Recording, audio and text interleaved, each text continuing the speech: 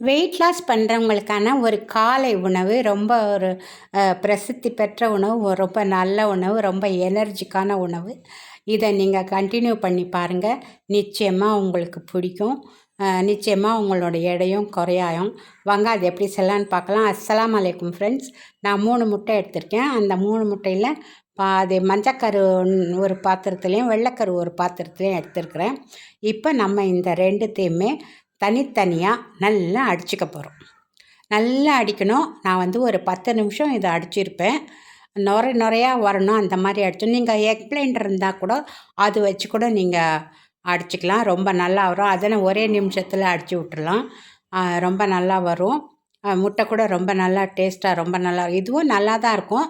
ஆனால் நான் இதில் இந்த மாதிரி தான் பண்ணியிருக்கேன். என்கிட்ட அந்த முட்டை பிளெண்டரெல்லாம் இல்லை. இதுதான் நான் பண்ணியிருக்கேன். நாங்கள் எப்போவுமே அதை யூஸ் பண்ணுறதில்ல. அது கரண்ட்டு போடணும், அது போடணும், அதுக்காக நான் அந்த கரண்ட்டு பொருள் நிறைய நான் யூஸ் பண்ணுறதில்ல. எல்லாம் கையில் வச்சு தான் செய்வேன். இந்த மாதிரி இதை நல்லா அடிச்சுக்கலாம். அதே போல் இந்த மஞ்சக்கருவையும் அடிச்சுக்கலாம். மஞ்சக்கரு அவ்வளோ ஹார்டாக அடிக்க வேண்டாம். இது கொஞ்சம் லேசாக அடிச்சுக்கிட்டால் போகிறோம். நீங்கள் இதை எவ்வளோ அடித்தாலும் கூட இதில் நுரைய வராது, அதில் தான் நுரை வரும். இதையும் அடிச்சு விட்டாச்சு. ரெண்டுத்தையும் நல்லா வச்சுக்கிட்டு இப்போ ஒரு ஒரு துளி உப்பு, அதில் ஒரு துளி உப்பு, இதில் ஒரு துளி உப்பு சேர்த்து மறுபடியும் இதை அடிக்க போகிறோம். இந்த அடிக்கிற வேலை ஒன்று தான் கொஞ்சம் கஷ்டமாக இருந்து. ஏன்னா உங்கள்கிட்ட பிளெண்டர் இருந்தால் ஒரு நிமிஷத்தில் அடித்து விட்டுறலாம். இல்லாட்டி தான் கொஞ்சம் கஷ்டம். இப்போ வெயிட் லாஸ் பண்ணணும்னு நினைக்கிறவங்க அதெல்லாம் வாங்கி தானே பண்ணி ஆகணும். அதெல்லாம் வாங்கி வச்சுக்கோங்க. இப்போ உப்பு சேர்க்குறேன். உப்பு சேர்த்து மறுபடியும் நல்லா இதை கலந்துட்டு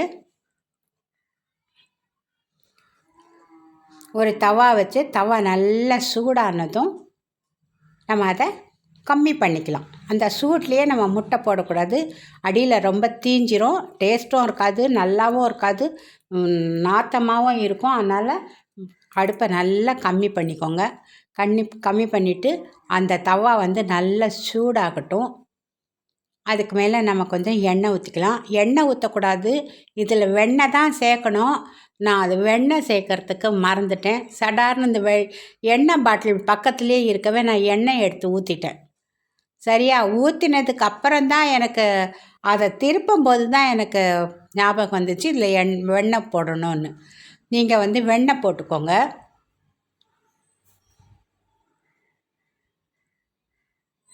நல்லா பரப்பி போட்டுக்கோங்க.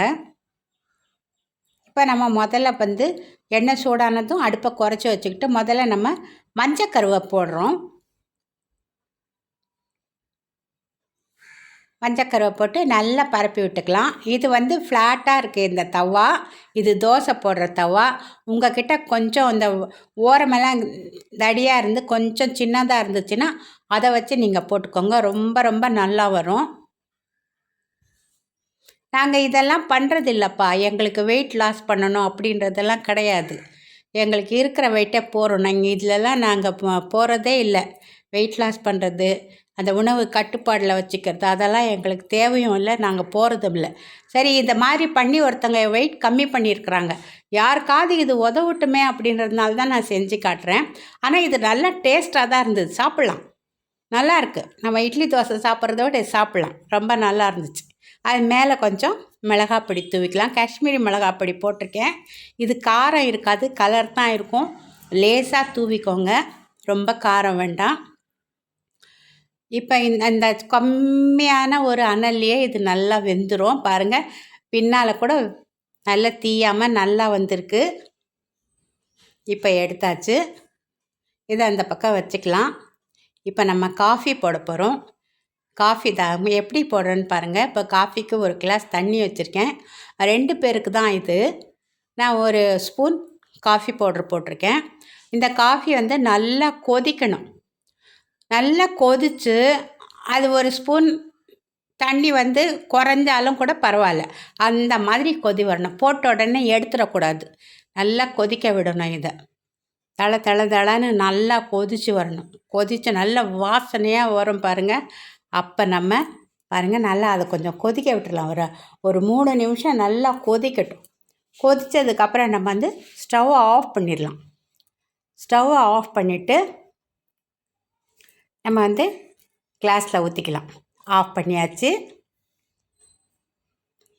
இப்போ பாருங்கள், இப்போ கிளாஸில் ஊற்றி காட்டுறேன். இப்போ இதில் ஒரு ஸ்பூன் வெண்ணெய் போட்டுக்கலாம். சர்க்கரை, வெல்லம், நாட்டு சர்க்கரை இதெல்லாம் எதுவுமே போடக்கூடாது. வெறும் இந்த வெண்ணெய் தான் போடணும். ஆனால் ரொம்ப ரொம்ப டேஸ்ட்டாக இருக்கும் இந்த காஃபி.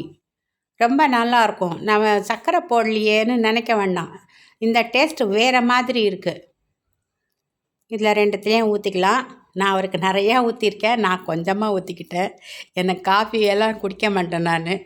இதில் கூட நான் பாதி வச்சு கொடுத்துட்டேன். ஊற்றியாச்சு. இப்போ காஃபியும் ரெடி ஆகிடுச்சு.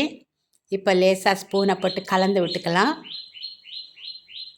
இப்போ அந்த முட்டையை கூட நான் 2 துண்டாக பண்ணியிருக்கேன், அதை எடுத்து வச்சுக்கலாம்.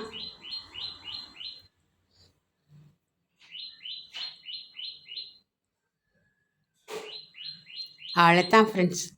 ஒரு நல்ல ஒரு உணவு, நல்லாவும் இருந்துச்சு. வெயிட் லாஸ் பண்ணுறவங்க கண்டிப்பாக இதை பண்ணி பாருங்கள். நிஜமாகவே வெயிட் லாஸ் ஆகிருக்கு. நான் பார்த்தேன், கம்மி பண்ணியிருக்கிறாங்க. வயிறெல்லாம் இல்லாமல் நல்லா சப்பையாக இருக்குது. நன்றி, வணக்கம், அஸ்ஸலாமு அலைக்கும்.